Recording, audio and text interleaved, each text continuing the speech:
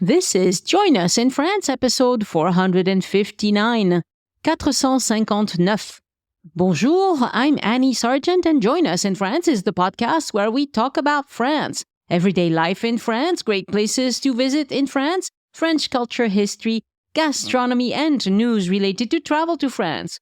Today, I bring you a conversation with Elise Riven of Toulouse Guided Walks. In the shadows of Nazi-occupied France, a beacon of hope and defiance emerged. Jean Moulin. From art to espionage, Moulin's life reads like a thrilling spy novel. Listen to this episode as we unravel the mysteries surrounding France's iconic hero of the resistance. Discover tales of secret meetings, uncover operations, and a burning desire to free France.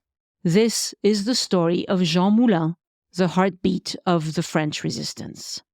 This podcast is supported by donors and listeners who buy my tours and services, including my itinerary consult service, my GPS self-guided tours of Paris on the Voice Map app, or take a day trip drive with me around the southwest of France. You can browse all of these unique services at my boutique, joinusinfrance.com/boutique.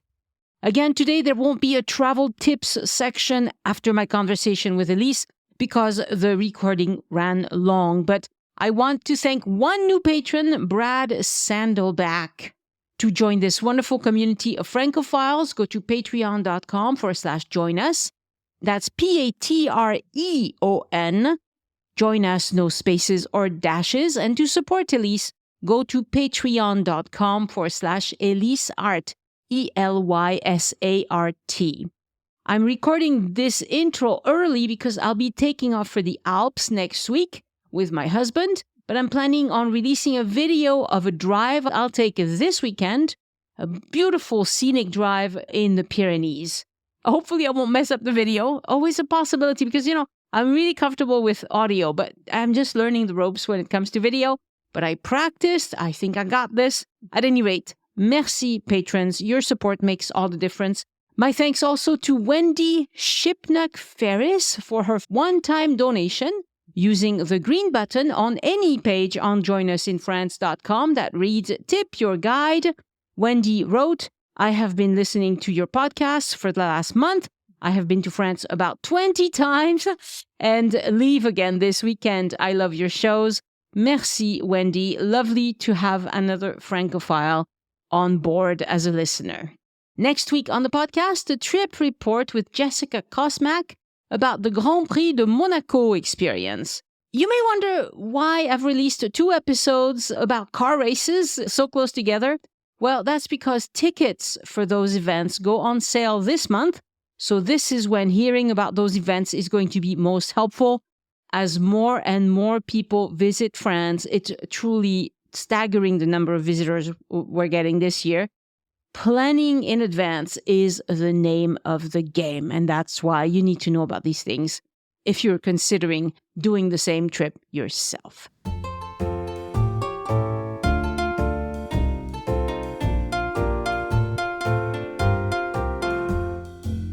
Bonjour, Elise. Bonjour, Annie. We have a beautiful yet difficult topic of conversation today. We're talking about Jean Moulin. Now, he is someone that you must have seen his name a million times when you visit France because he is a hero of the resistance, and it's possible he has as many buildings and streets named after him as Jean Jaurès or someone like that. Exactly. He is, by French standards, he has come to be the icon of the whole history of the resistance. And of course, we are really talking about the French resistance to the German occupation during World War II. And he is, and now you can tell me if you remember this or not, but as far as I understand, he is the one that everyone learns about in school. Yes.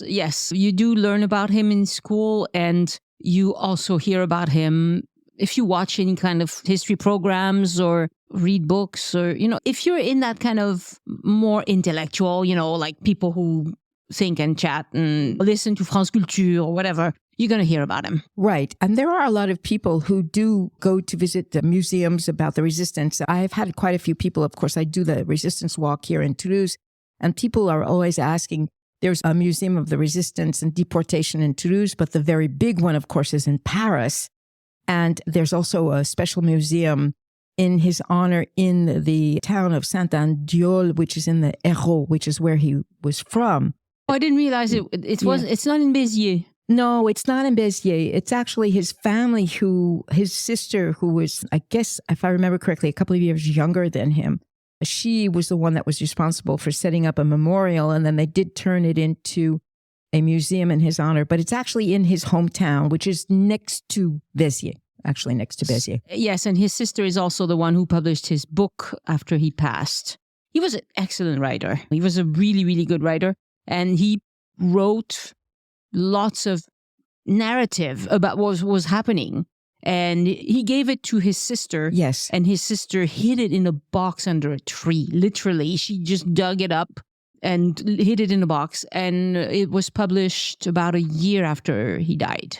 Yes, what's fascinating about Jean Moulin is that even though he is known as a hero of the resistance, and he was, of course, a member of the government, and he was a member of the government in exile, and he was actually an armed resistant, he was actually also an artist. And he had several books of drawings and caricatures published during his lifetime. And it turns out that if he had had his druthers, he would have studied art, but that was not what his family wanted. So his destiny was pretty much carved out for him, Yeah, he published under the pseudonym Romanin. He published in newspapers, he published kind of cartoons, caricatures, that sort of work. And it's really pleasant. He did really good work, I think. And a lot of his personal friends were, in fact, artists and writers. And he liked that kind of atmosphere and community. So a fascinating person, obviously. Why don't we go back to the beginning, Elise, and tell us about his life a little bit and the things he did. Okay. So Jean Moulin, that is his full legal name. He was born actually in June of 1899 in Béziers, and he died in July of 1943. It is assumed that he died in the train station of the city of Metz because he was about to be sent to Berlin. And we'll talk about, of course, his destiny. That's the whole point of the story of Jean Moulin. It's interesting that his family was a family that was very laïque, very secular. His father was someone who believed fervently in the idea of a republic. And he also was someone who spoke Occitan, which I find fascinating. So he knew how to speak Occitan. I don't know if he knew how to read and write it. Oh, probably. He probably did, huh? So he must have had a wonderful sing-song accent. I've never heard him speak. I don't know if there are any recordings of him actually speaking. I'm not aware of any, but I will look.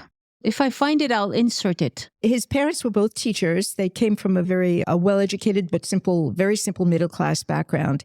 But his father was so devoted to the idea of a republic that he instilled that very young in Jean, who, in spite of his real desire to be an artist, followed in the footsteps of his father, who was basically what the French would call a fonctionnaire. He worked for the department of the Hérault as a member of the local government.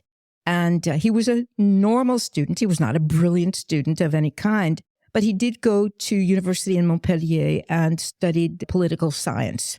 Now, his mother was a devout Catholic. Oh, was she? Yes. So this is formidable. So his father was dedicated to the ideals of the Republic, Yes. to like duty and that sort of thing. Left-wing, very left-wing. And his mother was dedicated to the church and belief. So it's like a formidable mix of motivations within himself. Although he was quite secular, Jean Moulin himself was secular and left-wing, but he came from a tradition of devoted Catholics. That's interesting because I didn't read that about his mother, but it's also interesting to know that one of the things about Jean Moulin, and I think it's really one of the most important things about him, was his sense of integrity and honesty. And I think that would come from both sides, because if you are really, in the true sense of the term, a good Christian, then you do not do harm to others. And this was basically one of the things that kept him as a motivation his entire not very long life, really. Yes, doing good was very important to him. Both doing good as far as, I have commitments that I have to keep, but also I have to be kind and loving. And he did both. Now, it's also true that he was rather handsome. There's a wonderful, beautiful statue of him in bronze in the garden here in Jardin des Plantes in Toulouse. And when I do the resistance tour, I always end up by taking people to see him. There is a little corner where there are several statues like that. Very elegant with his fedora and the scarf around his neck. But he was a ladies' man, and apparently it was one of the few weaknesses that he had. He really had a tendency. He liked women. Women liked him. He was married for a very short time to someone who very quickly left him because I don't think he could stay in place for very long.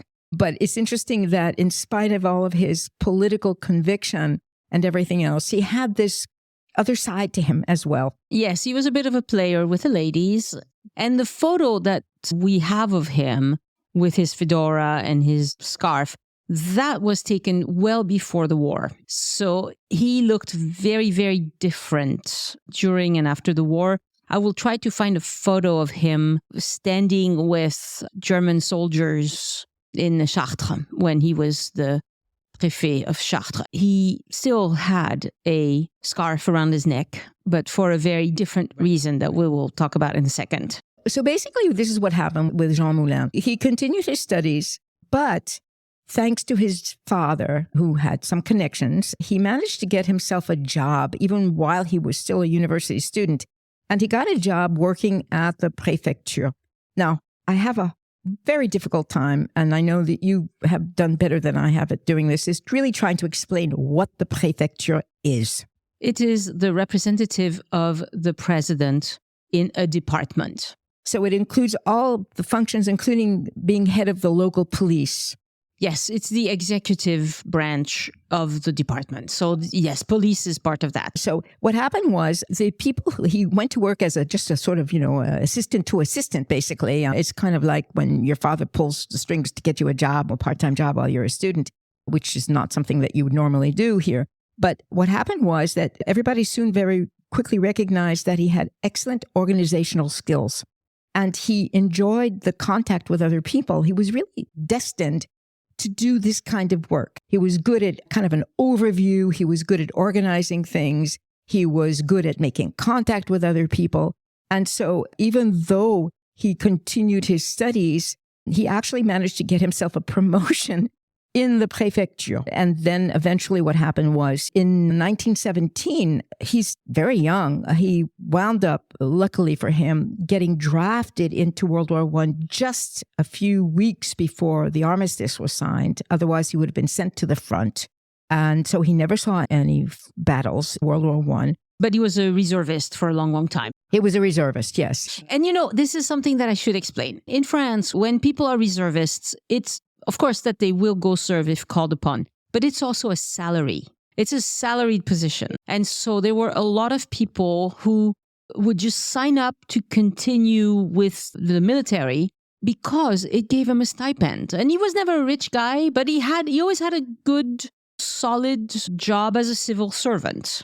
But anyway, so it's important to know that but he never rose very high in the ranks. I think he was a sergeant or something at the highest. But as a préfet also wears a military uniform.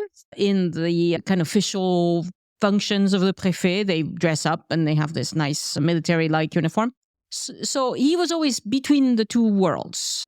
Yes, and that makes me think there are a few women préfets now, and when you see them in that uniform, it's kind of strange, But no, it's lovely. I like it. We need more of them, yes. I like the fact that women are préfets, but I don't like the uniform. But I'm not a uniform person myself, so there you go. There you go. At the age of 23, you can see that he's starting to have a career, and he is named assistant to chief of staff of the Préfecture, and he is sent to the Savoy area, which of course is in the Alps. And he has officially really declared his politics, which means that he's part of the Front Populaire, which was very important in the 1920s and 1930s, which is a left-wing government. And it is the government that created a minimum wage and paid vacation and did a great many things to help a population that was really relatively poor at the time. Right. So this was a socialist party by today's standards. And it is important to mention that In those days, people were very political. So people read newspapers of different political views, and it mattered a lot. And it's a little bit I liken it to a little bit of what's happening in America today, where people are so obsessed with one side or the other. It was very much like that in France back then. I would think that maybe one of the differences is, though, that there were more options back then in France. There wasn't just one or two like there seemed to be. Yes. Yeah. Well, yes, because we don't have this winner-take-all thing, so we have more parties, yeah. Anyway, between 1922 and 1930, he rose in the ranks as a member of the various préfectures. He went from being assistant to being an undersecretary. And then in 1930, he was sent to Brittany, to the Finistère, where he actually made some very good friends among the artist colonies. There were quite a few in Brittany at the time. And he became friends with a man who was his mentor, someone who was very important politically at the time, a man named Pierre Cotte. And in 1932, he was appointed to the Office of Foreign Affairs under the minister, Pierre Cotte. And it was the beginning of his real rise. And it was the beginning of the time when people started to really talk about him. He was a brilliant member of the government. And we're talking about someone who is barely 32 years old. In 1933, he became Undersecretary of Foreign Affairs, which is extremely young to have a position like that. And then finally, in 1934, he was sent to the north, to Paris. And in 1936, he becomes chief of staff for the Minister of the Air Force. They call it Minister de l'Air. It's basically for the Air Force. And he has reached a stage where people have high hopes for him. I wonder, I did not really read this anywhere, but if things had not turned out the way they did in terms of World War II, I would guess that there were people that were hoping he would probably be a candidate for president or something like that, because he was someone who had this charismatic quality. He was socialist, but not extreme.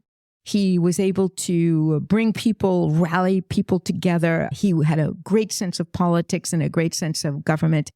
He was one of those people, you know. Yes. So a great civil servant, someone who made a lot of connections across the political spectrum as well. He was not a doctrinarian so much as other people, but he had convictions, obviously. For all these years, he was really making the connections that were going to become very important later. Later on, yes. And then we get to the beginning of this fatal period of time for France and eventually for him, which is 1936, 1937, there is the civil war in Spain. And secretly, but with the approval of the president of France, he becomes responsible as chief of staff for the Office of the Air Force of sending pilots and planes to Spain to help the Republicans in their fight against Franco. And this is apparently, the documentation for this, of course, is simply revealed after World War II is over. But his politics were so incredibly anti-fascist that he was probably able to convince a lot of the people higher up that this was absolutely necessary. And it is considered to be really his first act of subterfuge and resistance. Right. So he was good at organizing overtly and covertly, both. Yes, good. A nice way of putting it. Yes, indeed. Yes. And 1937, the pinnacle for the moment of his promotions, he is named Préfet, which is, of course, an extraordinary thing. At the age of 38, he is the youngest Préfet in France. And unfortunately, there is the rumbling of what is about to happen, which is, of course, the beginning of the menace with the fascists and the Germans. And in 1939, he is named Préfet of Eure-et-Loir, which is where there is the city of Chartres, which, as most of you know, of course, is just southwest of Paris. Right. So he was first named Préfet of the Aveyron. And then soon after that, he was named as the Préfet of the Eure-et-Loir. And I should say it's Eure-et-Loir, Loire. R, no E at the end. No E at the end for that one. Very hard. That's a hard one in French. That's a very hard one. Because we have two rivers. We have two rivers right there. La Loire et le Loire. Yeah. And so there he is. There is Jean Moulin, Préfet, and war is declared in 1939. And one of the first things that the Germans do after they have actually come in from the north and the northeast is they start to bomb Paris and the region around Paris, and they bomb Chartres to smithereens. It is a fact, I don't know how many of you have visited the cathedral, but it is one of those miracles that they managed to get the glass of the windows out. That is how they saved it, because most of the glass that you actually see is the original. But the reason why it is back in the building is because they were able to take it out before the bombing began. Yeah, Chartres was in a terrible state during the war. As a matter of fact, both the mayor and the bishop fled the city. Both of them fled the city. How noble of them. Exactly.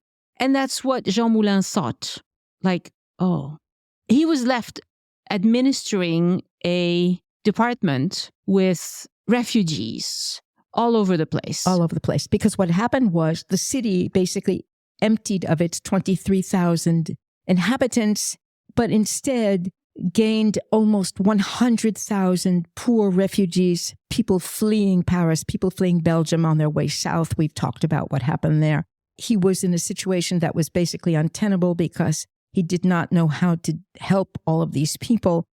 And in the process of withstanding the rules and the orders coming from the Vichy government, which of course signed basically a pact with the Germans, he was told by the Germans to sign a document saying that a group of I've just watched the movie about them by Omar Sy. It's very interesting to see. Mm-hmm. The French had in their colonies, they had many colonies in Africa. There was a group of several thousand sharpshooters that were from Senegal that were first, of course, in World War I, and then they recruited them again for World War II, among others, from many of different colonies. And the Germans, who, of course, besides being anti-everything, were also extremely racist. They wanted him to sign a paper saying that a massacre that had occurred that killed hundreds and hundreds of people was the fault of these Senegalese sharpshooters. And he refused. He absolutely refused. He was arrested as Préfet, and he was beaten, and he was tortured. And he was put into a jail cell with one of these Senegalese officers. And interestingly, I was listening to a podcast on your France Culture, which is I do listen to. They were talking about the fact that many people think that this was a kind of pivotal moment in his life because they were surprised to discover that at that moment, and he's not yet really a full-time resistant, he tries to kill himself. And what he does is he cuts his throat with a piece of glass. And it is the Senegalese officer who actually saves him. He actually stops the bleeding, calls the attention of the guards. And because he is still technically a member of the French government, even if it's the Vichy government, they take him out and they do save him. But in fact, he, of course, has this scar on his neck, which is the reason why he has this scarf around his neck forever and ever after that. Right. So we have to make it clear that the Eure-et-Loire department was under the Vichy government. So at the same time, pretty much, you have Pétain, who was the hero of World War I, telling French people that they have to stop the fight because the Germans are going to kill us. So we need to not resist and go along with whatever they ask. And almost at the same time, you have de Gaulle saying to French people, we have to resist, we have to unite, we have to not let this happen. And Jean Moulin, as a préfet, is in a difficult situation because he is technically the representative of the French government, which is the Vichy government in his department.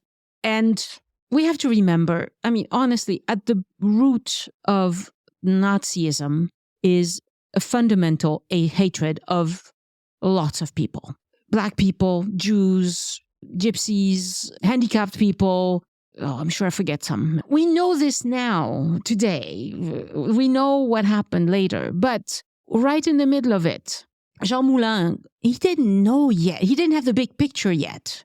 He's faced with these German officers who demand that he writes an official document that accuses these black people of heinous crimes, which he knows they did not commit. He knows it's German officers that did this. Right. He refuses to sign it. He refuses to sign it. He just says, I won't do that.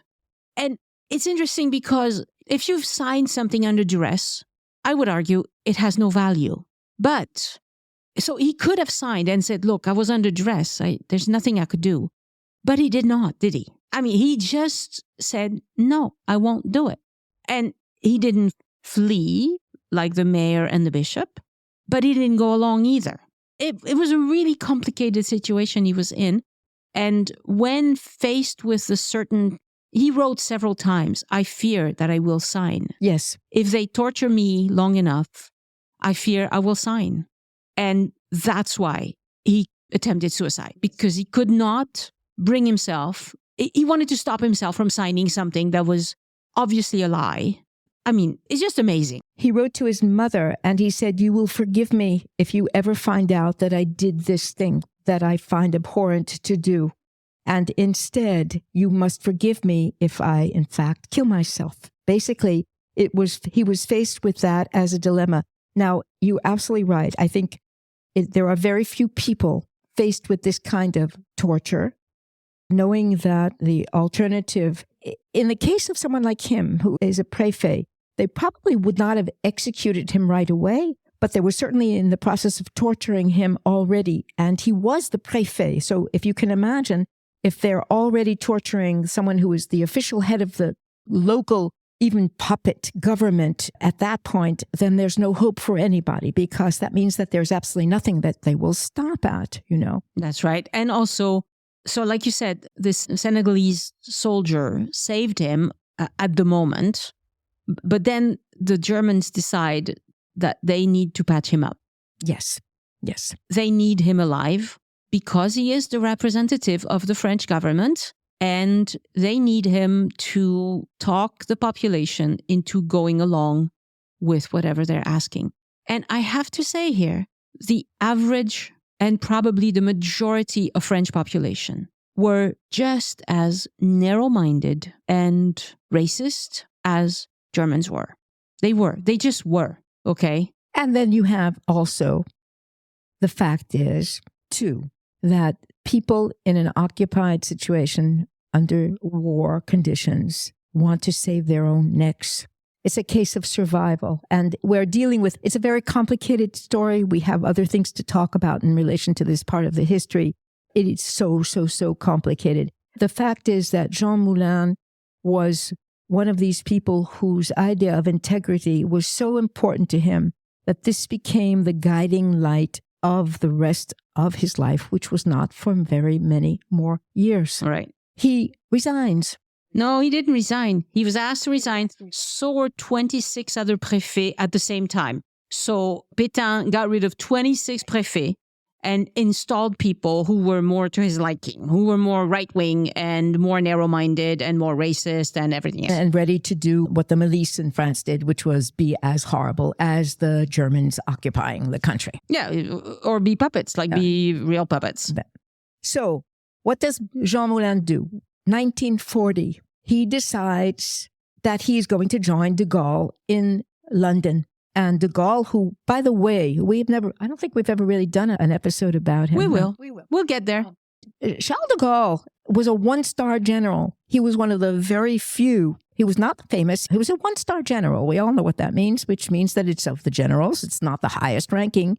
He was one of the very few who said, we will not allow the Germans to run this country. We will not simply sign a paper saying, you can take over. And he left. He left with his wife. He left with his family. He and several others fled, and he went to London. And he, all by himself, basically de facto set up a government in exile. And he became the image and the voice, and very much the voice, with the help of Churchill, of what is called the Free French government. And Moulin decided, now that he was no longer going to be a representative of this horrible Vichy government, that his purpose in life was to join de Gaulle and help in any way he can to create a resistance movement that will be cohesive. And so he manages, with the help of a lot of people, by going through Spain and Portugal, to make it under a false name with false papers. He makes it to London and he meets de Gaulle. So it's really interesting because as the Préfet, one of the things that a Préfet does, a Préfecture in general, still to this day, is that they make official IDs. And of the 26 Préfets that were sacked at the same time in November 1940, he's the only one who made himself a set of false papers in the name of Joseph Mercier. Somehow the other ones didn't think of this. Well, you wonder. So that's why I say French people went right along with it. We have to face this. It couldn't have happened without a lot of help from French people. Unfortunately. Yeah. So here we have this face-to-face between de Gaulle and this young man who he has already heard of, and they both are impressed by the other. De Gaulle is impressed by the fervor and the determination of Moulin, and he brings with him all the information he has gathered about what the Vichy government is doing, about the various resistance or groups that he has found out about. And there are, of course, many. And in exchange, de Gaulle lays out his plans, and he tells him about his contacts with Churchill, about his contacts with the Americans.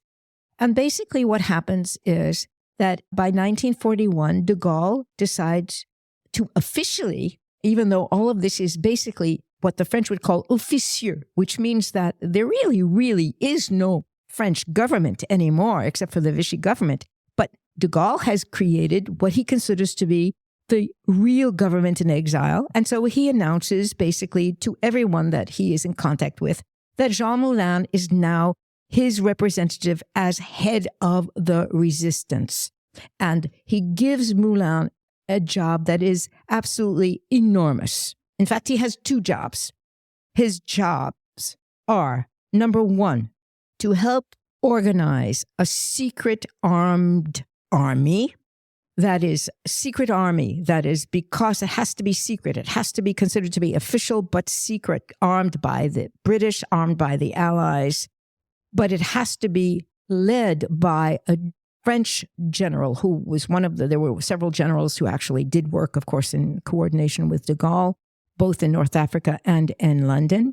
And the second most important job that he gives Moulin is to create what is called in French the CNR, which is the National Committee of Resistance, which is an umbrella organization that will try to bring together the numerous, unfortunately far too numerous, different resistant groups that have been created all over, first the Free Zone, which is, of course, the half of France, and then, of course, just about everywhere in the country. And part of the problem with this is that even though Moulin is very persuasive and very good at trying to bring people together, we have groups that have all of them one goal in common, which is to get rid of the Germans. But they are very different in spirit. Some of them are right-wing. Some of them are extreme left-wing. Some of them are actually communists. Some of them are just local people who want to fight to get rid of the occupying forces. And many of these groups, even though they have their own particular organization, they don't necessarily want to work with the other groups. Right. They didn't trust one another because when you have somebody who's right-wing and nationalist, so that's why they want to get rid of the Germans, they don't want to cooperate with communists. There was a huge fear of communism, and that fear of communism still animates a lot of politics today in America, by the way. Yeah, and it animated de Gaulle, unfortunately, too. Because one of the worst things that happened, and of course it did not stop the Allies and eventually from winning, thank goodness, But one of the problems that did exist was that Roosevelt, Churchill, and de Gaulle all had such a fear of the communists. And it is a fact. Today, it's very hard, I think, and especially hard for Americans to understand just how important the communist groups were in the resistance. Many of them were immigrants from Eastern Europe. Many of them had suffered enormously before they arrived in France.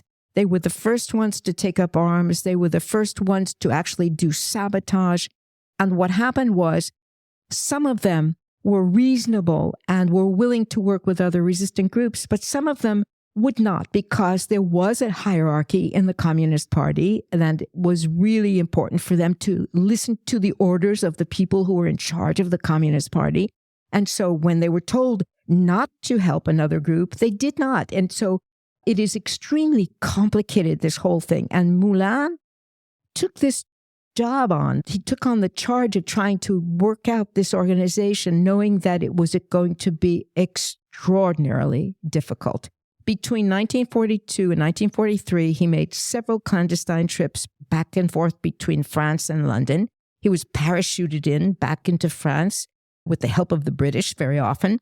He brought promises of arms in exchange for better cooperation between these various groups. Some of the groups agreed to work with them. Some of them did not. They did not want to work with their fellow resistant groups. They did not want to have de Gaulle. They resented the fact that there was this guy that they'd never heard of named de Gaulle in London telling them, I'm the new head of the French government. You should listen to me. I'm trying to work this all out.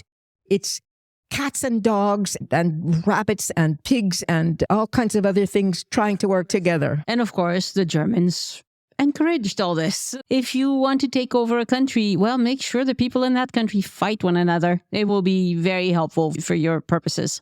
It is beyond imagination, I think, now for us to comprehend just how complicated and complex this whole thing was. And Moulin did the best he could. And he contacted the leaders of all these different groups. And he was on the verge of really setting things up so that there would be a coordinated national committee of the resistance. When the word spread, basically he was using a false name. He'd basically set up a kind of cover story, which sounds very minimal as far as I can see, of being a gallerist, of owning an art gallery in Nice. He had a fake name. He was going around the country. Every single resistant knew who he was. Every resistance group knew about him. It was a kind of what the French call a secret de polichinelle. Yeah, secret de polichinelle, yes. Yeah, yep. Which means a secret that's really not a secret at all. And there you go. And so there he is, after working so hard for these 2 years, doing all of this work. In June, he decides to call a meeting of the heads of 7 of the most important of the resistant groups in a small village near Lyon. June of 1943, by this time, the Germans have taken over all of France. They had moved into the free zone in November of 42 after the Allies came up through North Africa, and they realized that they had left out a second section in terms of protection, and so they decided to take over the rest of the country.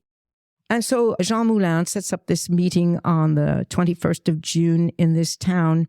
And of all of the people that are supposed to show up, one does not. It turns out to be one of the two who was actually a military general who had become a member of one of the more neutral, if you want to call it, resistant groups. And instead, strangely enough, there's another resistant member of another group, a man named René Hardy, who does show up by surprise. And what happens is that there is a trap, and the Gestapo is waiting for them all.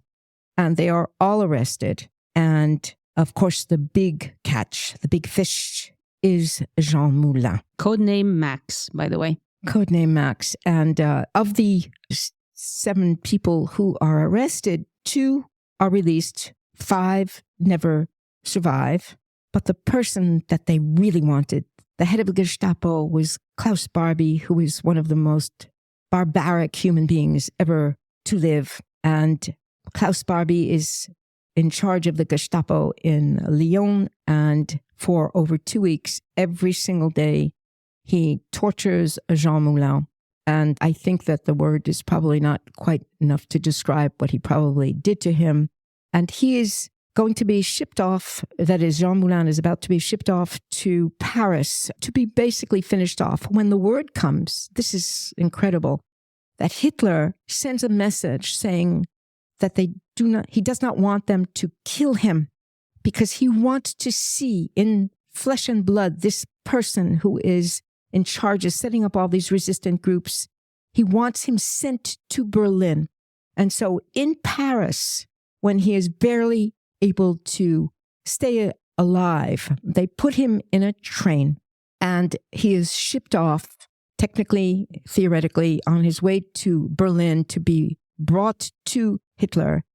And the train obviously has to make several stops, and it is in Metz that he actually dies of his wounds from the torture while in the train going to Berlin. And it's important to note that he had been tortured so much. So the Germans wanted him to talk and name all the people who were in the resistance. And he refused. He did not talk. He did not give out any names. And because of that, they beat him in the face so badly that in the end, he couldn't even talk if he wanted to. They broke every bone in his face, probably repeatedly. So he really died a terrible death. You know, the whole thing is tragic, but the way he died is just awful. And he did not give out a name. He did not give out any information. This is a man who had in his head the names of every single resistant groups, the names of every single leader of every group. He knew where the arms were going, where the arms were coming from. He had all of this information. It didn't even matter. It wasn't written down on paper. He had it all inside his brain. And he basically died martyred to save the integrity of the resistance. And this is how many years after he tried to cut his throat in the shop? This is simply 4 years later. He dies at the age of 44. He died at the age of 44. His body was cremated. And the irony of ironies, he is buried in Père Lachaise, plot number 10,137, if you want to go and pay your respects to it. However, there is no certainty, of course, that it is actually his ashes, but it is assumed, and everybody accepts that de facto, that it is indeed the ashes of Jean Moulin. He was, for de Gaulle, the greatest loss imaginable. He had the highest hopes of trying to unify and help create an atmosphere of cooperation, which, of course, is something that was barely able to be contained and, of course, was desperately needed because as the Germans even realized that the Allies were going to win, the next thing that happened was, of course, the fear of civil war in France. And one of the functions of Jean Moulin was to try and prevent the idea of this kind of civil war happening. For a long time, I mean, immediately they started recognizing his valor and his immense contribution to the war effort. But it's really impossible to understate the cojones of this guy. I mean, he said in his book, let me see, his book was called Premier Combat. So first combat, perhaps in English, I'm not sure. I would say, yeah, I'm not sure it really works. That's the translation, but a beautiful, extremely well-written book that I can only recommend. There's a lot of fiction about World War II, but this is not fiction. Yeah. He lived it. It's way better than fiction. His whole life was to bring people together despite ideology and get them to cooperate towards a goal of preserving French identity, the French Republic. In a country that would be less racist and more liberal in its ideas. He had his ideals. He was given the Legion of Honor in 1945. He was given I don't even know how you say that in English, actually. It's a It's one of the highest honors. He was given so many awards. And then, of course, the ultimate in 1964, and Charles de Gaulle, who, of course, was considered to be the great hero besides several of the generals of the French, he became president. Actually became president twice. In 1964, Charles de Gaulle, as president, decided it was time to bring the ashes of Jean Moulin to the Panthéon. And of course, this is the prerogative of the president to decide who goes into the Panthéon. And it certainly was time for Jean Moulin to be brought to the Panthéon. And at the time, there was a man named André Malraux, who was the Minister of Culture, who was a very interesting man, who had been a communist and who was no longer a communist, who was a writer, who was a person of a great culture in general. And vision. And he gave an incredible, long, very moving, very long. I listened to the whole thing the other day. It's very long. Yeah, and he had this weird voice, the right? Treble. Yeah. Just sort of this, I used to think it was the microphone, but actually it was the way he spoke. That's how he spoke. They had this kind of way of emoting, right? Yes. It was, even actors talked like that back then. It was very straight. He goes through, basically he summarizes all of the brave actions of Jean Moulin. And he just talks about why, of course, it is so important that Moulin be part of the Panthéon. And right now, there are, the last figure I saw was that there are 434 schools named after him. I'm sure that I have no idea if anyone knows how many streets are named after him, how many parks, how many places. He is in the curriculum for all the books about a history of World War II. I would venture to say that I would guess for the youngest generation that they know more about Jean Moulin than they do about de Gaulle. Probably, yeah. You know, I mean, de Gaulle was just this tall guy with a big nose who became president, you know, and Jean Moulin is a hero, and that kind of makes a difference somehow. Well, he's a martyr to the cause. Yeah, whereas de Gaulle was not. He gave his life to the cause, but he lived. He died peacefully in his bed. Yep. It's different, you know. So you have to salute the people who give their life for the cause, obviously. And then, of course, the ultimate is the portraits, as Annie has mentioned, is that the wonderful images, the sculptures and pictures of Moulin with his red scarf and his fedora. And the scarf, when you know what the scarf is there for, why it's there. Well, and the photo of him standing with the German officer in Chartres, it was taken in August. He didn't need a scarf in August, okay? It was to hide the scarf. And I think that was really, it's what launched him into this determination. And later he wrote in his book that he had already died and he didn't care what happened anymore.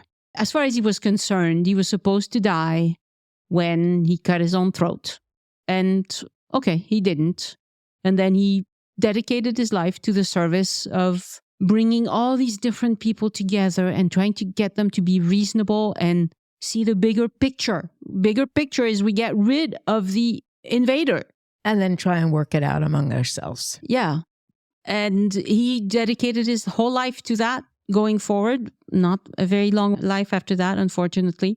And then he did it. I mean, without him, I don't know that we would have free France today. I don't know. Sure. I mean, de Gaulle certainly did help. The ultimate mystery, too, of course, is that, you know, of the 7 people who were arrested that fateful day, the person who showed up who had not been invited, whose name was René Hardy, he was actually tried twice.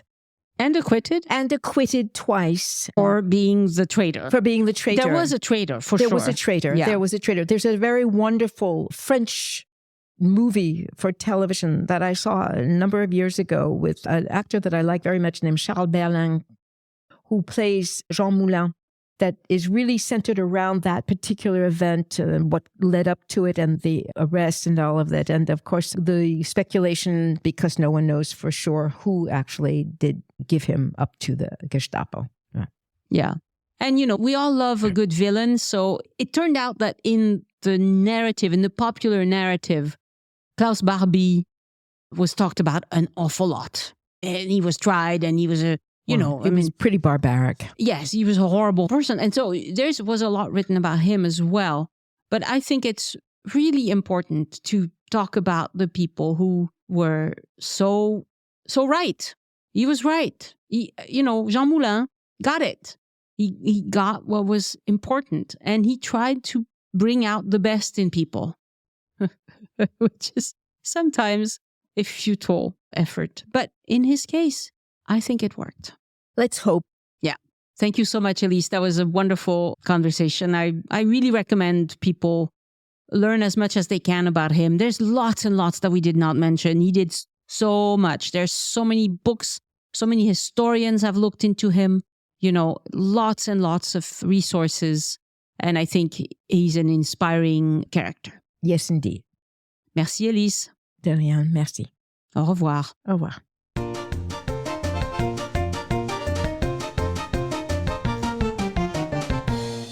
The Join Us in France Travel Podcast is written, hosted, and produced by Annie Sargent and copyright 2023 by Addicted to France. It is released under a Creative Commons Attribution, Non-Commercial, No Derivatives license.